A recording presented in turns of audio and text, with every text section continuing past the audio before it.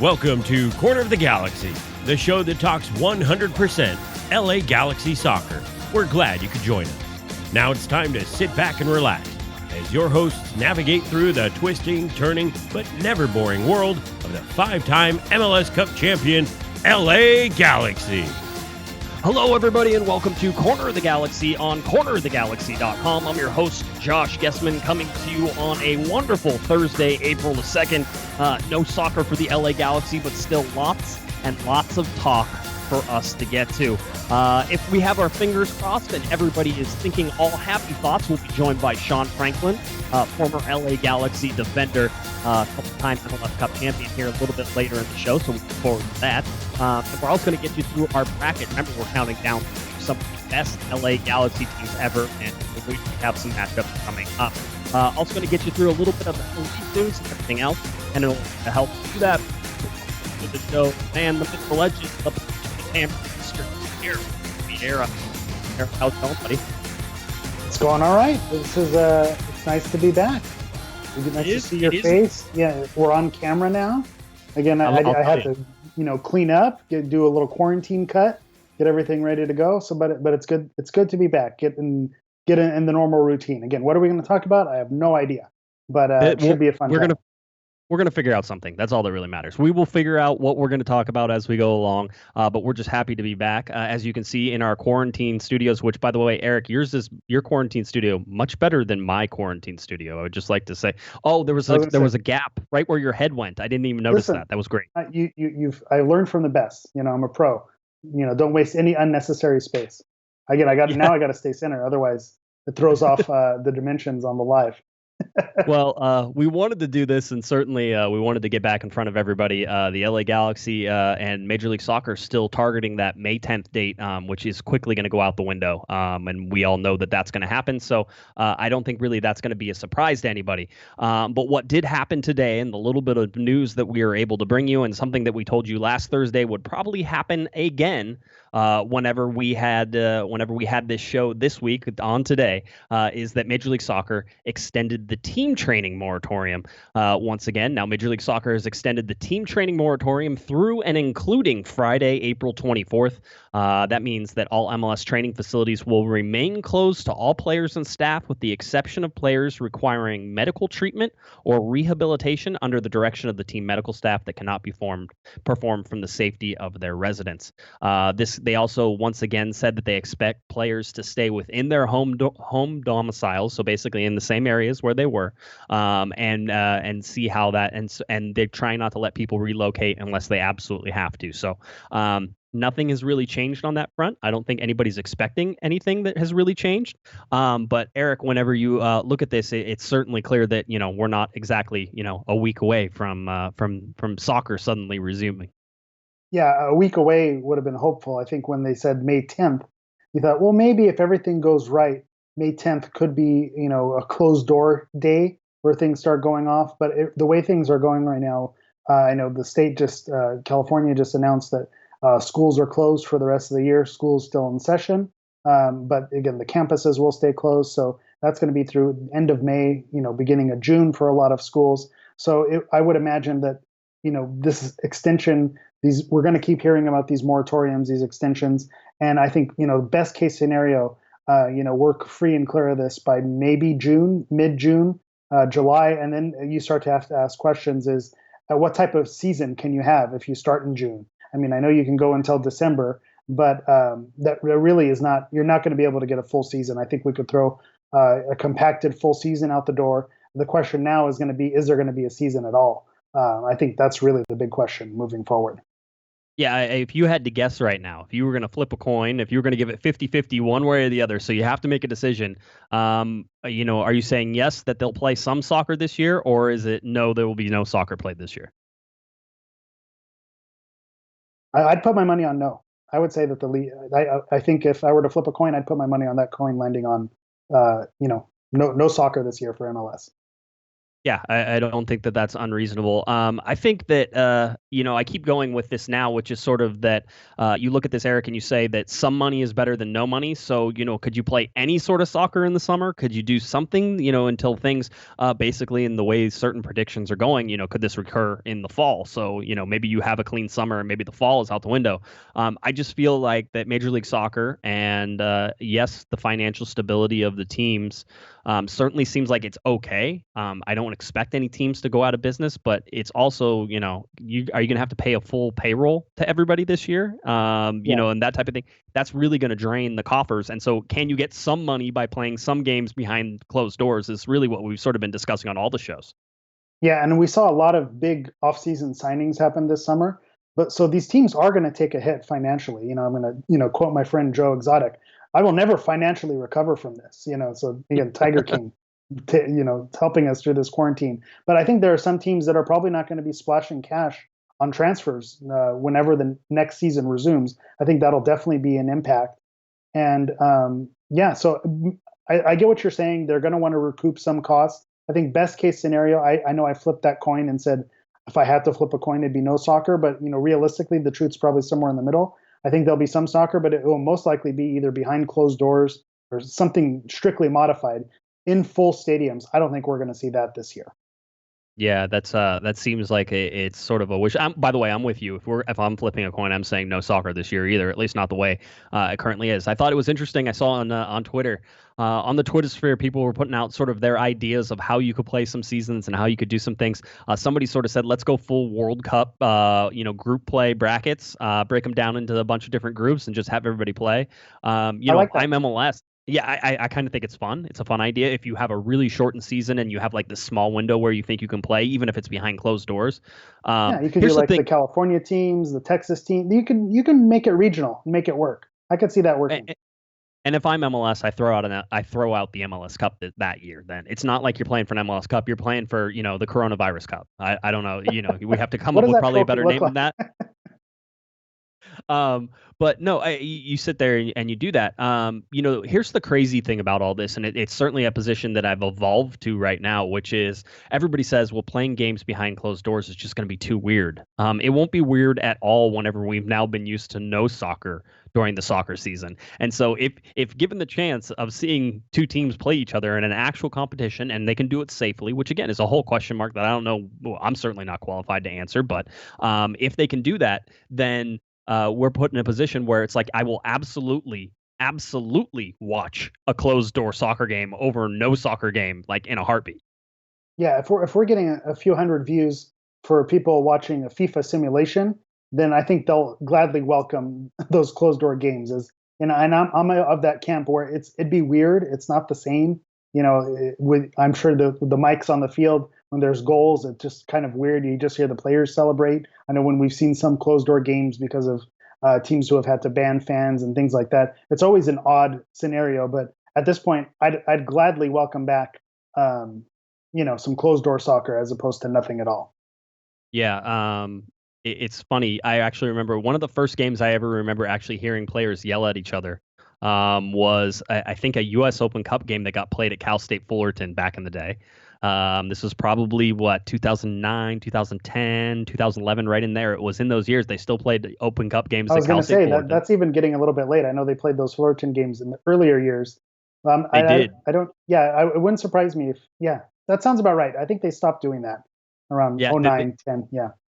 Yeah, they did. But I remember that there was a U.S. Open Cup game at Cal State Fullerton. I remember hearing Mike McGee screaming at people on the field, and it was so much fun to listen to because you could hear everybody. You could hear everything that was going on. So it was great. I mean, I don't care. Have the field mics out there. I think what you're going to find is you're going to pick up a lot of F-bombs, and I'm certainly all in for that. Let's do it.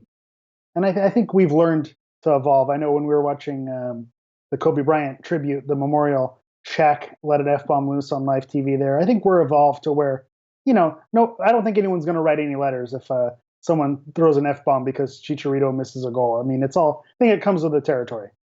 Have you been on Nextdoor? Have you seen what people complain about? You know what? I did Nextdoor after I moved for that very reason. So, you know what? I rescind my comment. I don't like to back off from my stance, but you're absolutely right. Someone will write a letter. Yeah, yes, they absolutely will. They'll probably just post it on Nextdoor, thinking that That's people true. who are doing the bad things are somehow going to read Nextdoor. I don't know. I never understood that. But Yeah. anyway, no. So I mean, that's still the reality that we're living in right now is that something is going to have to happen here eventually. Somebody's going to have to make a decision, and this whole waiting and quote unquote we still plan on playing a full season is a lot of fun to say out loud. But it's unrealistic, and it seems to be that way. And I just wouldn't be surprised. And here's the thing, though: if you can't play soccer this season, you can't play any soccer. That's kind of almost okay for Major League Soccer. Remember, this was their 25th anniversary, right? This was the year they were supposed to be like, "Hey, look how far we've come in 25 years," and there were all these things planned. You just do a redo. Redo it next year. This year never happened. Nothing ever happened. The two games that got played never got played. I was going to say, if you're a Galaxy fan, that's music to your ears to delete those first two games and start over. But you're right. This is no way to have your silver anniversary. So redo it. I agree. If they're going to do another a season, announce that next season is the 25th season, and whatever happens this year is the Coronavirus Cup. Again, we're going to workshop that name, but make something happen and rename it. But the 25th season should actually begin next season. Yeah, if everything pans out. Yeah. If everything pans out, even for next season, I mean, that's a question mark certainly, and I think we all expect that next year we'll have a little bit better understanding, but that's a long ways away.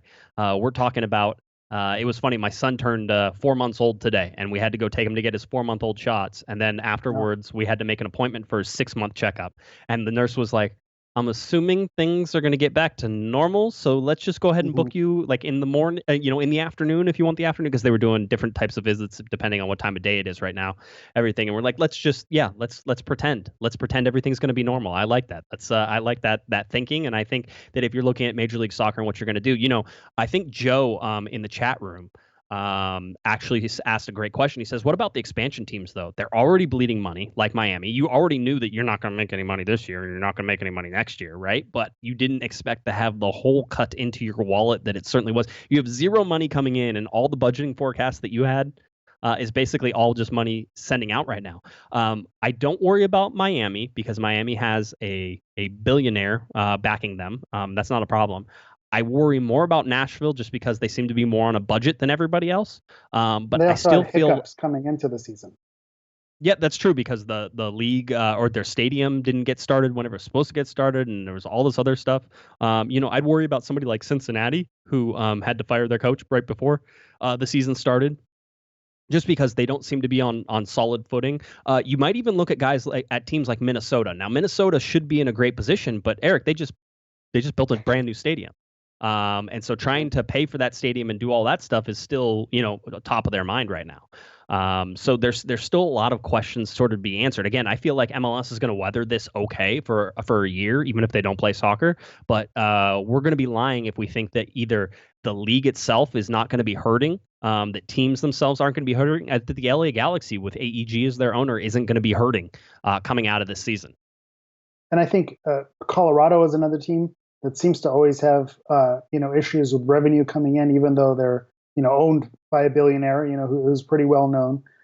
Just side note, maybe they could have used that new LA Rams logo for Colorado, who repurposed it there because that thing's not pretty.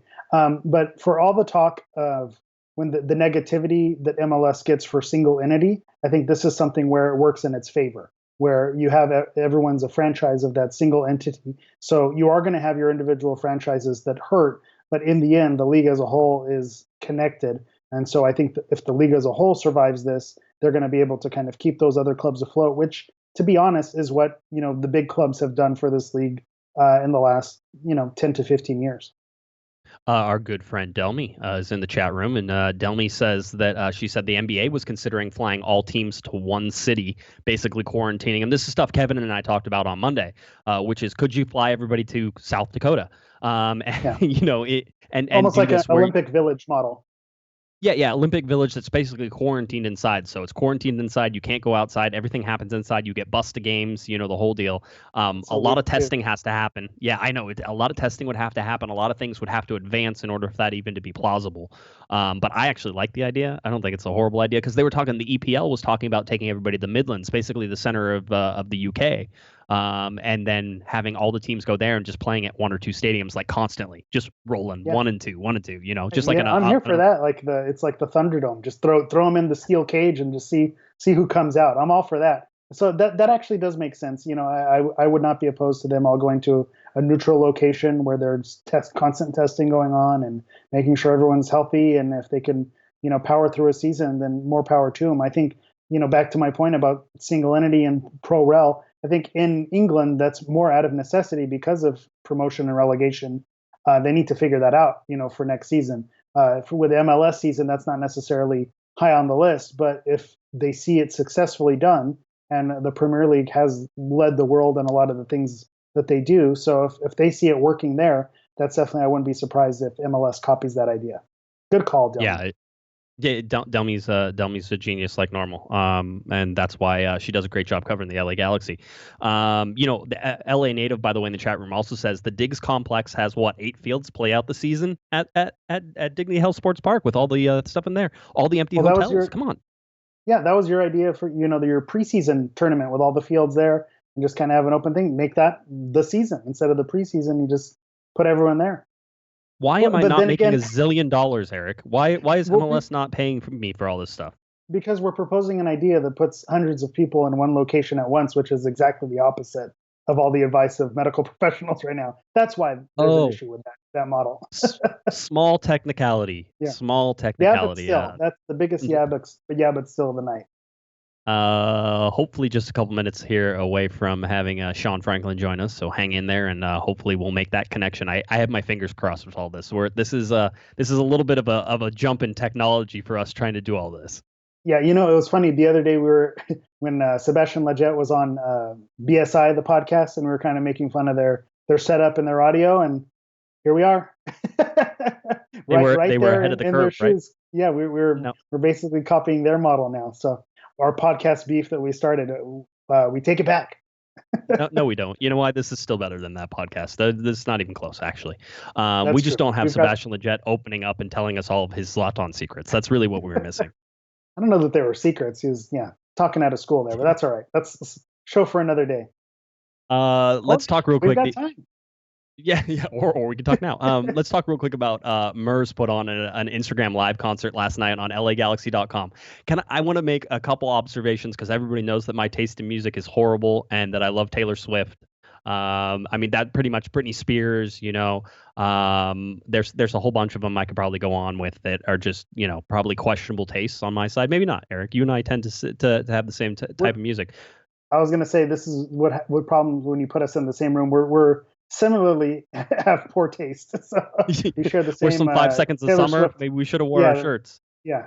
5 seconds of summer. The Taylor Swift song bracket was one of the first things we did in quarantine. So maybe we're not the same crowd that goes and checks out Merce. But I will say that I was kind of in and out of the LA Galaxy live streaming his concert, and it was very cool. And I think to have the two white guys sit here and tell you that the underground rapper was a cool show, but it was. He had his kids jumping in and out. You had a lot of people in the chat room interacting. He was telling stories about the songs. He was taking requests, shouting people out, shouting cities out. So, the love that man has for the club and representing the LA Galaxy, he's a great ambassador for the club. And then he has the talent on top of it.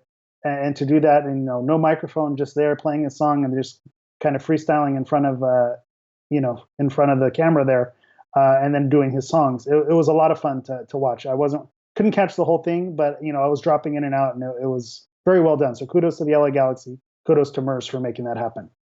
It was tons of fun. My observations were that one, I mirrored this right on the TV because I thought it was time for Jake to sort of see Merce and experience that.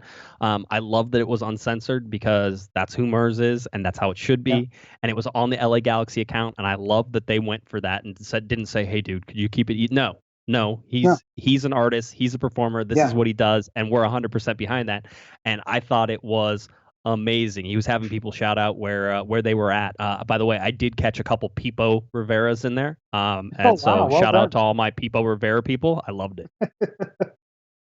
That was the interaction is what surprised me the most, is because with these times, there's a lot of artists putting up concerts, but to see him, reading the chat and the cool thing for me is, having the Instagram page at Galaxy Profile, if you're not already following, people that like and comment on our stuff, seeing them pop up, it's like, oh, hey, I know that person. They comment on our stuff. They're commenting there. So that whole community feel to it, it just felt like an LA Galaxy family event, which was cool.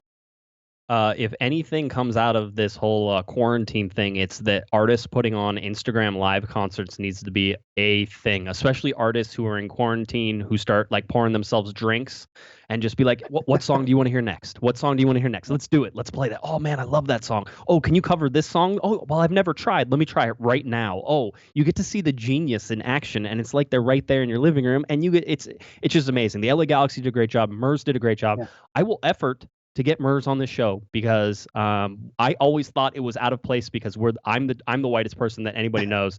but I'll be I'm a huge fan now. I got his albums on my playlist. Yeah, my Spotify that I've been rolling through. So I say why not? Yeah, yeah. Again, Merce follows me. So again, this was a big moment when Merce started following me on Twitter. So we're going to reach out to Merce at some point, have him on the show, and I think.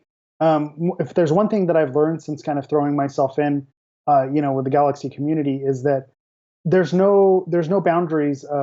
We all support the same club. So when you get together with people, there's people who like different music, people who have different political views, people who have all types of different tastes. But what brings us together is the love for the club. And so what I've learned is people who I may never have interacted with in life outside of the club, I'm finding myself having interactions with them, via social media and at the stadium. And so that's kind of the one thing that I've learned is that there's, regardless of what your taste is, what you're into, this is the one great unifier is sport. And that's an awesome thing to see.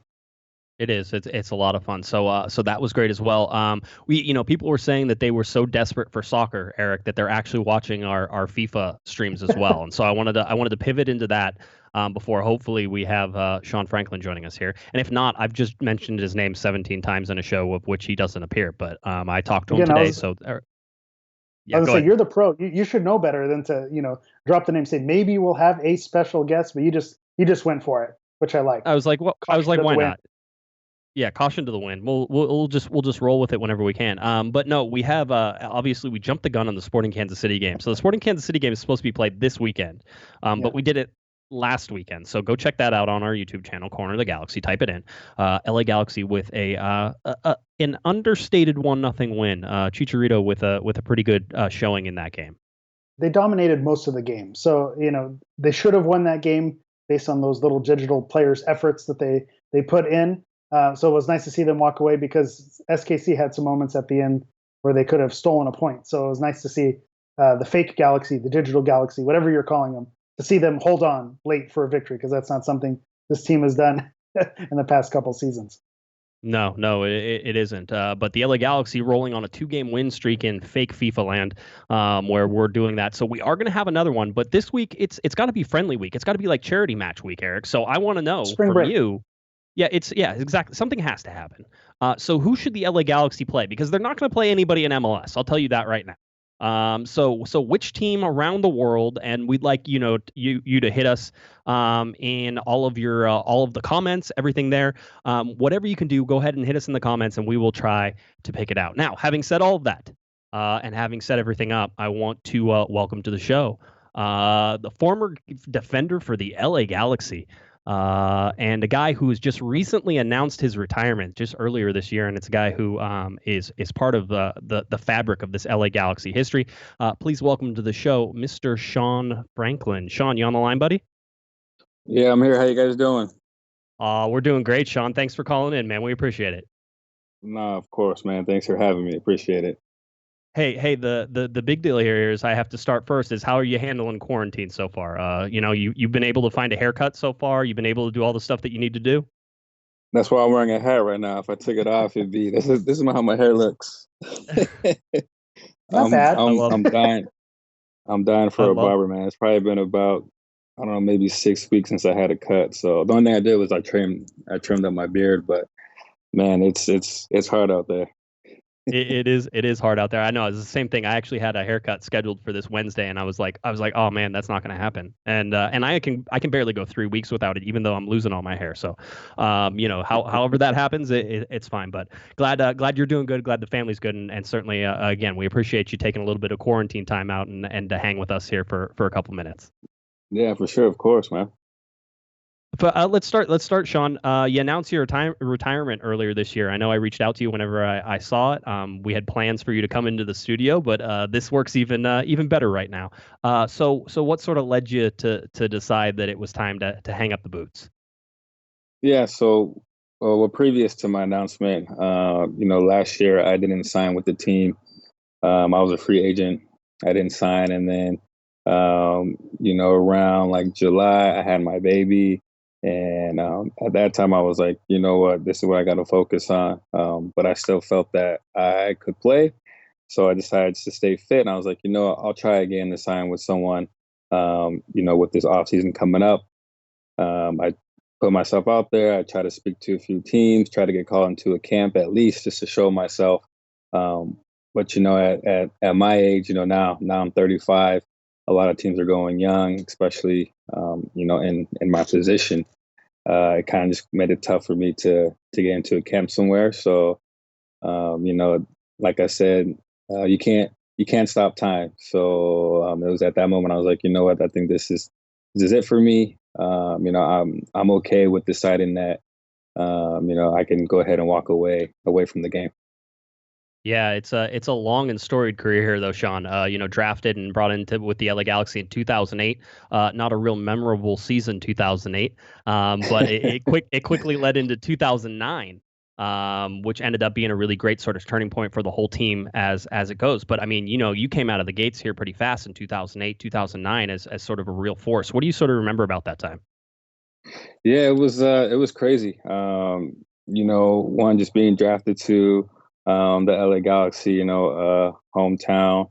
And then obviously playing with, going to team with, David Beckham and Landon Donovan and being in that spotlight. And, I didn't know what to expect as far as when we were traveling and all the craziness with, cameras and fans. And it was definitely an experience our first year. And I mean, throughout my whole time with LA, it was kind of like that. We were kind of the team to beat. We were always in the headlines with things like that. And 2008 was a long year. I forget that we weren't that good. I think we were last in. I think if not the whole MLS, we were definitely last in the West. But I think 2009 we just turned it around and we knew that this team should never be in that position again.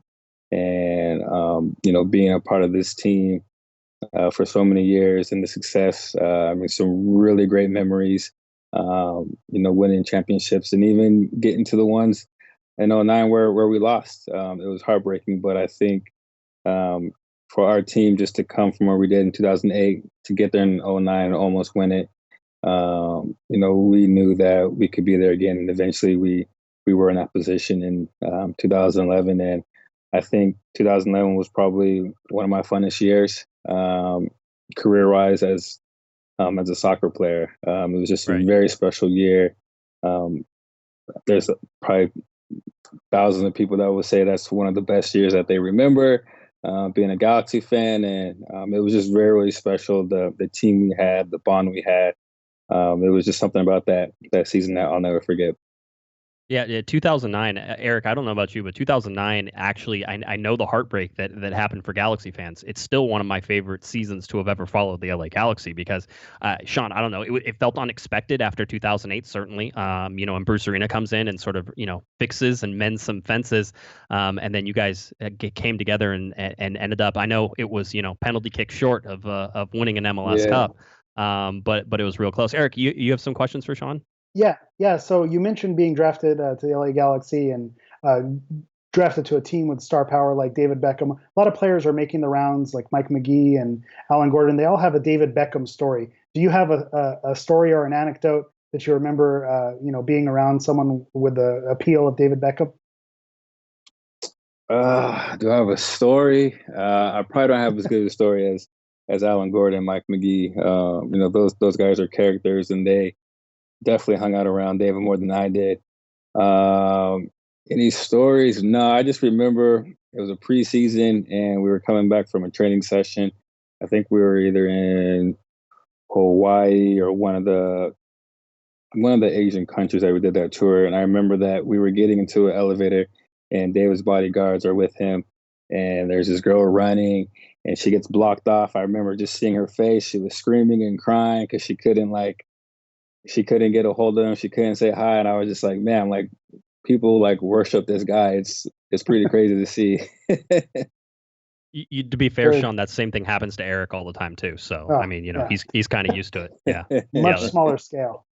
The other thing that I was going to ask is, again, now that you've retired and able to look back on a career, we were just going over, best Galaxy teams and best goals. Your goal versus Real Salt Lake is still one that, a lot of fans remember as one of the greatest LA Galaxy goals ever. Do you have a favorite goal or a favorite moment? I know it's like picking a favorite kid, but do you have a favorite goal or a favorite moment playing on the field with the LA Galaxy? Favorite goal. Personally, that was my favorite goal that I've scored in my career. There wasn't a lot, but that one was definitely my favorite. Another goal, I'd probably say, I want to say in 2012 in the final, I want to say Robbie Keane had a PK at the end of the match that he got late, and it pretty much sealed like the game. And I think just knowing that the game was over at that time, the score was, I want to say, 3-1. And then we still had some time to play, just like that feeling of like you knew you were gonna win no matter what, and just waiting for that final whistle, I think, was one of my funnest memories. That's a good one. I would like. Yeah, go ahead. Because I remember that moment, and I remember because that was Beckham's farewell, the crowd was kind of chanting for him to take the penalty. Was there any thought, or was Robbie never going to give anyone else a chance? No, never, no chance. That's what I expected to hear. Yeah, and thanks for confirming that for me. No, that's funny. A special side note here. The only goal of the year Corner of the Galaxy ever gave out because I felt that Shawn Franklin was robbed as the LA Galaxy goal of the year. He did not win the goal of the year for that RSL game goal, which is just the most ridiculous thing you've ever heard in your entire life. So I actually printed out a special certificate and I gave it to the LA Galaxy PR. I don't know if it ever made it to you, Shawn, but I issued the only Corner of the Galaxy goal of the year award to you. Hey man, I appreciate that. I don't know if I have it, but just hearing you say that, it means a lot, man. There you go. You I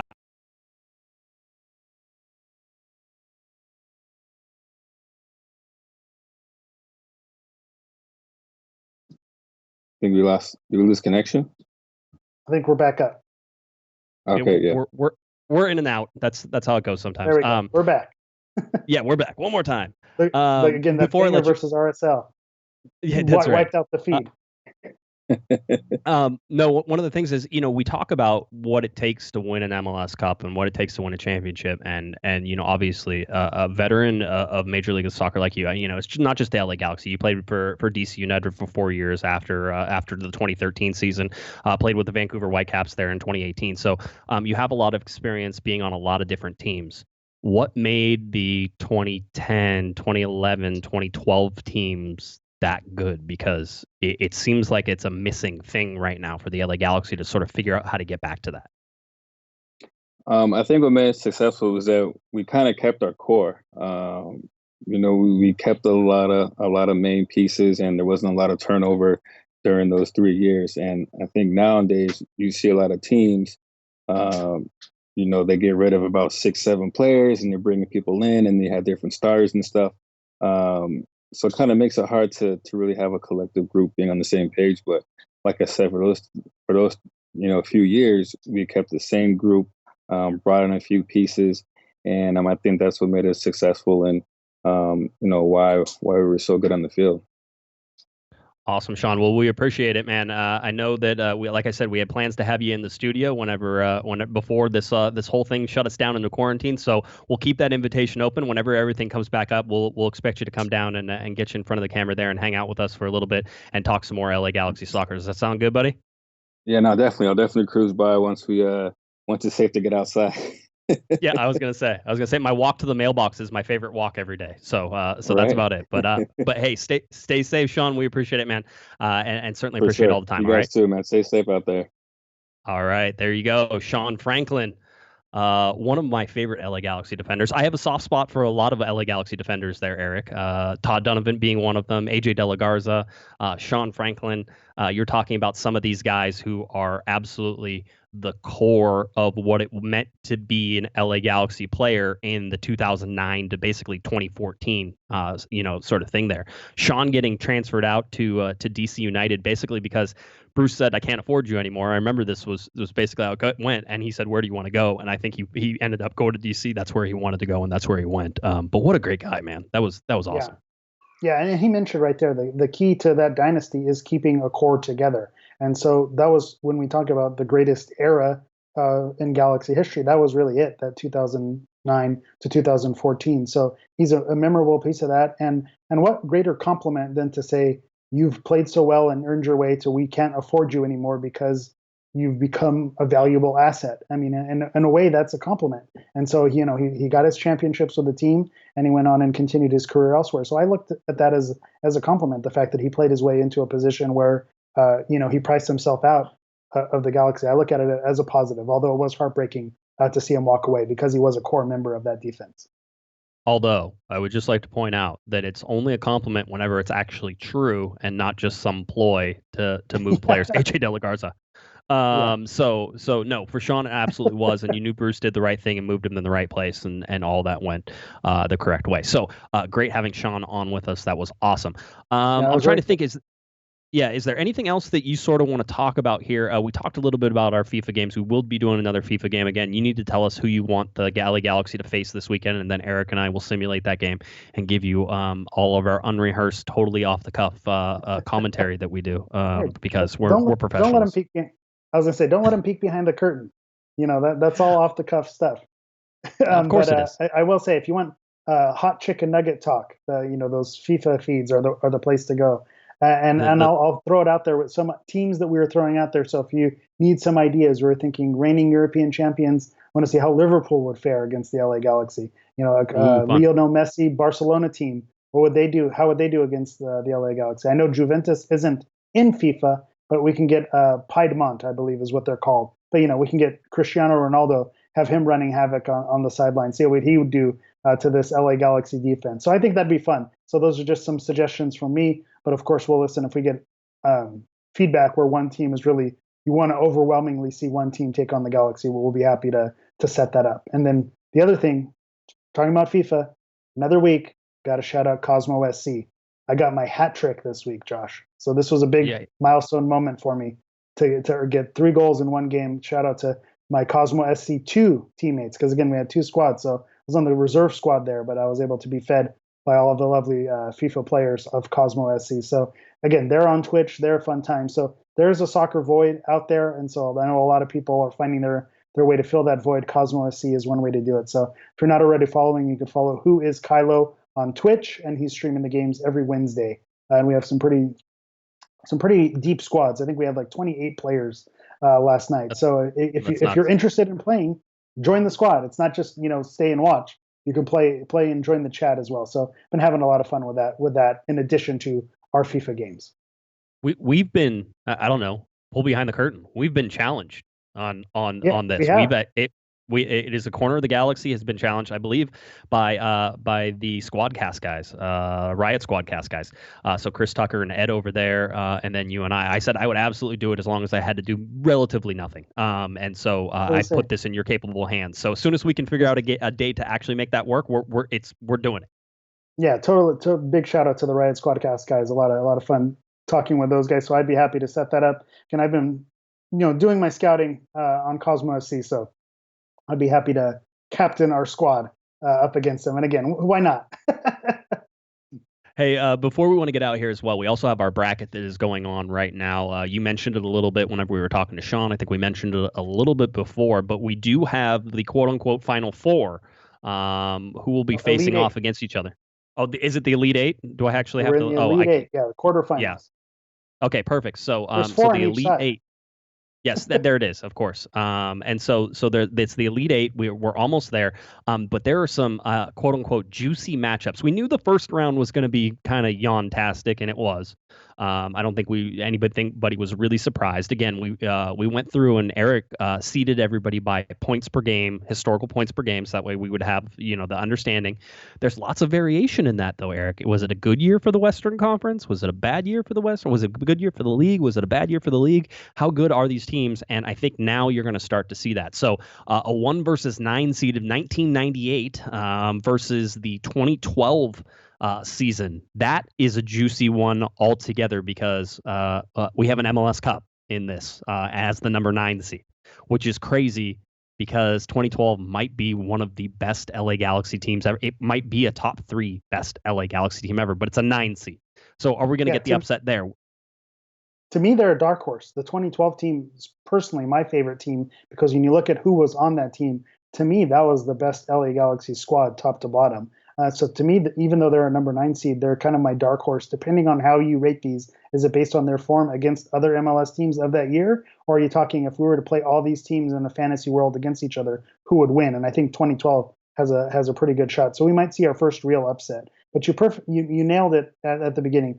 I think there were the only upset was the 2012 squad beating the 2009 squad, and it was a 9 over an 8. So it's not even that big of an upset. So right now is when the matchups get juicy because you have that 1998 high flying offense against an MLS Cup winner. And again, out of the 5 MLS Cup champions, 4 of them are in the top 8. Again, 2005 didn't make the bracket because their points per game in the regular season, they truly backed into that postseason when they went and won that cup. So they didn't make it. But out of the 4 MLS Cup contenders that are in the tournament, they all made it to the next round. So we're going to see how they fare. 2012 against 98. We have 2002 versus 2001. I think that's going to be another interesting one as well. Yeah, 2011, one of the most solid. Again, you're talking about a team that was supremely talented, an MLS Cup winner and a Supporters Shield winner, the only double that is on this list, I believe, right? Because 2002 wasn't an MLS Cup. Yeah. Okay. So I just want to make sure. And 2011 is technically ranked number 2 because of the points per game. But to me, I think they're the favorite to win it all because they dominated the regular season and won the cup. So to me, again, I know I personally like 2012 because of their squad, but 2011, I would not be shocked if they walked away victorious with this whole thing. But the real dark horse, you talked about 2012 being the dark horse. Mm-hmm. Another dark horse. They're all dark horses. They're all dark horses. 2014 is the 6th seed against a 2010 team that was absolutely dominant. There could be a lot of arguments that 2010 might have been the best LA Galaxy team ever. They didn't win an MLS Cup. Can you look past that? If they're going to play the 2014 team, who's going to win? And it was interesting because everybody's looking for stuff to talk about, and certainly the guys over at Extra Time were looking for stuff whenever they were talking about the Mount Rushmores of the LA Galaxy and who would be on there. But they also talked about some of the best teams of Major League Soccer, and Charlie Davies, who played against the LA Galaxy in the 2014 MLS Cup. That was in New England, and who got stuffed by AJ De La Garza in one of my favorite plays, probably my favorite defensive play ever in LA Galaxy history. He was talking about how good the 2014 team was. So in my mind, 2014 is certainly up there in terms of where they finished, even though they're a 6th seed in this. Yeah, if I had to, we're going to give our predictions on, and again, you vote, you decide. You're the listeners. You go to the website. You're the readers. You'll make this call. But if I were to guess, I think you'd see 2012, 2002, 2011, and 2014 in those final 4, all MLS Cup winners. And then it gets really, really interesting because then how do you split hairs between those teams? So I could totally see it going that way. But back to the Extra Time fiasco, I'm going to call it. Yes. They had a Mount Rushmore for the LA Galaxy, and they had a Mount Rushmore for the Rifles across town as well. I don't know if they know why Mount Rushmore was created, a monument to honor, those great people in history. And so it's kind of weird that you make a Mount Rushmore for a team that's only existed for a couple seasons. So that was kind of weird. And then my other note is that if anyone's earned more than 4 heads on Mount Rushmore, it's the LA Galaxy. There has to be 5 or 6 heads. You can't narrow it down to 4. There's been too much talent on this team to only pick 4. You have to open it up. 5 MLS Cups, at least 5 heads on the Galaxy Mount Rushmore. Well, see, here was their big problem, I think, is that of the 4, and I think some Galaxy fans might look at this and say, yes, this works, and some Galaxy fans might say, no, it doesn't. But David Beckham was one of the 4, which is interesting because I don't know if he actually makes the 4 if you're talking about the first 4. If you go 5, yeah, I could see it. But this was sort of the argument. It's like who do you give the next statue to? And then if you're only going to give out the next 4 statues, all right, then what happened? Like it's you can really it really is one of those things that's made for sort of talk radio where you can just sit there and say, oh yeah, this totally works, and you can argue it for hours and hours. But I think at the heart of it, LA Galaxy fans can pretty easily give you their next 4 or next 5 who should be in that statue era, and then after that there's probably not too many statues after that, which is kind of interesting. So where would you put other people, and there's a hierarchy. I was talking to Chris Tucker about this, and he was talking about the hierarchy. Legends Plaza, Ring of Honor, and then what's the other? It's the plaques on the wall. I was going to say it's the family restroom behind the tennis courts. I think that's the 3rd tier. Yeah, it's sometimes there is. But anyway, I mean, there's a hierarchy to these things, Eric, that you have to consider whenever you're then honoring people. And that just gets, to me, there's too much. There needs to be, we need to pare some things down. I actually like it. I think it's like the pyramid. Instead of saying, everyone's a Hall of Famer, you say, yeah, there's a Hall of Famer, but they get a special, level of it. I think, Michael Jordan's in the Hall of Fame. And so, again, of course, now when I'm on the spot, I can't think of another lesser known Hall of Famer. Someone like Hakeem Olajuwon is a Hall of Famer. So he's a great basketball player, but he's not Michael Jordan. So they're both in the Hall of Fame. So maybe you separate, them. So I like the idea of statue, Ring of Honor, plaque, men's bathroom, women's bathroom, outside parking lot. So I like the idea of having different rankings for your players. But again, I think you could build 8 statues. I could probably name 8 players that if they build statues, you could have an argument for it. Well, we'll save it for another show. I'll make a little note here, being we're always looking for things to talk about. Yeah, exactly. That'll be the next bracket. Who gets a statue? Here we go. That type of thing. So certainly it's something you want to do. You can vote for these teams on cornerofthegalaxy.com. So head over there, and we'll have that article up probably tomorrow. So we're recording on a Thursday night. It'll probably be up sometime on Friday. We'll put that up, and then basically you'll have a whole week to vote for it again, and we'll give you the results of what it is on Thursday, and we'll continue to rock and roll through this as we break down this bracket and get to who you guys vote the best LA Galaxy team ever. It's not who I decide is the best LA Galaxy team ever. I may vote, but I only vote once, just like everybody else. And we'll see where it all lands on this, because I'm starting. I'll tell you right now, whenever I started this, I said 2010 is probably my best LA Galaxy team ever. I know they didn't win an MLS Cup, but they should have. And I wanted to right that wrong by making them the best LA Galaxy team ever. And I'll tell you right now, they're not my pick. I've changed my mind since we started this. I was going to say, I'm going to go to the call centers. I want to start making calls on behalf of 2012. I'm going to start making my case. We need your votes. All right. Absolutely. Little schedule here for us as we continue on. Just wanted to let you know, again, Kevin and I should be back on Monday night. Again, we'll see what news has sort of broken. One of the things that did come out, and one of the things that Kevin and I will probably talk on Monday, is the first MLS player did test positive for the coronavirus. That was out of Philadelphia. We don't know who the player was. At least I haven't seen it named. I saw the announcement yesterday. I will tell you that I reached out to the LA Galaxy yesterday and asked the question if anybody in the organization has tested positive for coronavirus, and the answer was, to our knowledge, no. So nobody has tested positive to their knowledge. Now, whenever you're talking about a staff that measures in the hundreds, there's a possibility somebody outside of that. But really, I was looking for players, some front office guys, that type of thing, and I'm sure that there was something there. I don't know if they would have told me even if it was true, but I was told that nobody had tested positive. I was going to say I held back from making a statement that the LA Galaxy hasn't exactly been forthcoming with a lot of things, a lot of questions that we asked, but a lesser man would have made that joke, but I'm not a lesser man, so I'm not going to make that comment. You're not going to make that joke. No, I've been in constant contact, and again, it's been crazy over there. Anybody thinking it's business as normal, it's not. Yeah, it's been tough, and certainly just trying to get something. Listen, we had Nick DePew on the show on Monday night. We had Shawn Franklin on the show tonight.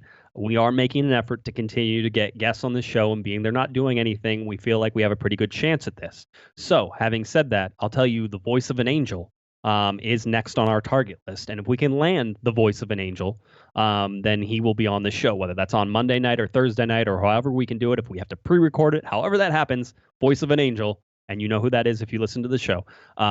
He hopefully will have him on because he's our next target. Or we'll you know what? Chicharito, Jonathan Dos Santos. Jonathan owes me an interview in English, so we'll work on that one too. So we'll see how that goes. He's on TikTok, so that'll be our way in. We'll get Jonathan on TikTok. We'll have a TikTok battle. We'll have Voice of an Angel. My fingers are crossed for a Thursday night show, so we can have a little duet. I can dust off my pipes, start singing again. So we'll see. Again, exciting. Good work by you for putting in the work to try to get these players on, because I know a lot of the listeners out there are looking for something to keep them happy, keep them in a good mood. Not always the best news coming out from the outside world with this pandemic. So whatever little sparks of joy that we could do, talking to Shawn Franklin was great. Talking to Nick DePew, that was a fun interview. So whatever we can do, we appreciate the work that you're doing, Josh. Yeah, thank you. Also, I should say there's a large contingent of people working behind the scenes to make these shows happen. And so without them, we would not be able to do that. It's people at the LA Galaxy and certainly people behind us as well. Just being able to put this together right now has been a small technical miracle, and for that, we're thankful. So we'll continue to try to do this as much as we possibly can. All right, Eric. Yeah. Production value today has almost been, other than that, these little delays here and there, production value today has definitely been almost better than our regular live show. I don't want to slight the host, but I'm just saying, very, very decent production value today. So shout out to all the help that we're getting in the background. I'm not going to disagree with you at all. Not even a little bit. All right. I think that about does it. Eric, you have anything else you want to talk about? No, that's good. Go vote. Let's vote for your best team. Yeah, over at cornerofthegalaxy.com. All right, Eric, tell people where they can find you. You can find me at GASHammer on Twitter. You can also find me on Instagram at Galaxy Profile. It's Galaxy PROFOUL. And you can also follow me on TikTok at EasyHammer. Who knows what else we'll have cooking up prior to our charity game day on FIFA. All right, that's great. If you're looking for me on Twitter, it's at JGuesman, JGUESMAN, and of course at Galaxy Podcast. Head on over to cornerofthegalaxy.com for all of our articles, our videos, our FIFA stuff, all that stuff you can find right there, cornerofthegalaxy.com. I want to thank Shawn Franklin for stopping by. That was a huge guest tonight. We'll keep trying to roll them as we go. For Eric the Portuguese Hammer, I'm Josh Pato Guesman. You've been listening to Corner of the Galaxy on cornerofthegalaxy.com. Be safe. You've been listening to the Corner of the Galaxy podcast on cornerofthegalaxy.com. You can follow the show on Twitter and Instagram at Galaxy Podcast, and be sure to check out and subscribe to iTunes, Stitcher, and Facebook by searching for Corner of the Galaxy. Fans, we thank you for listening, and we ask that you be kind and courteous to your neighbors as you leave the podcast. We thank you for joining us and look forward to seeing you again. Until then, I'm Michael Araujo, and on behalf of the entire Corner of the Galaxy crew, goodbye, everybody.